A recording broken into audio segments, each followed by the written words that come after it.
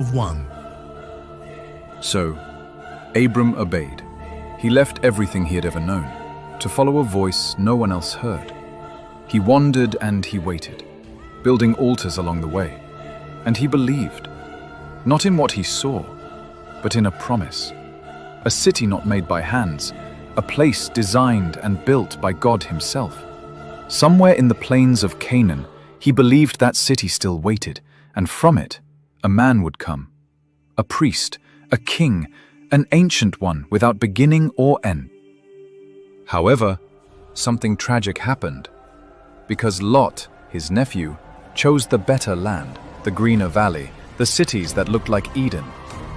But Eden had long been shut, because those cities, including Sodom, were already sinking into sin. Power had turned into perversion, justice into mockery.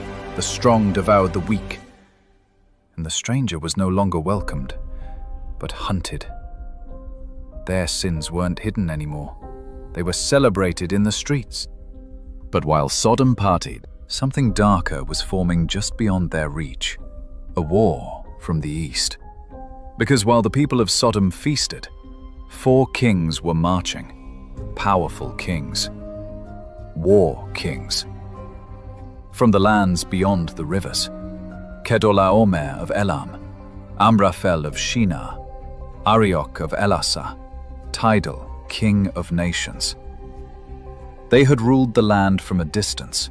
Sodom and her allies had paid them tribute for 12 years. But in the 13th, they rebelled. And in the 14th, the kings returned. Not to negotiate, but to conquer. They burned their way through the nations, cutting through Rephaim, Zuzim, and Amalekite tribes.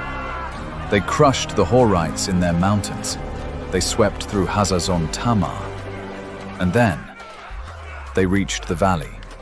Sodom, Gomorrah, Admah, Zeboim, Bela. The 5 rebel kings came out to meet them, but they didn't stand long.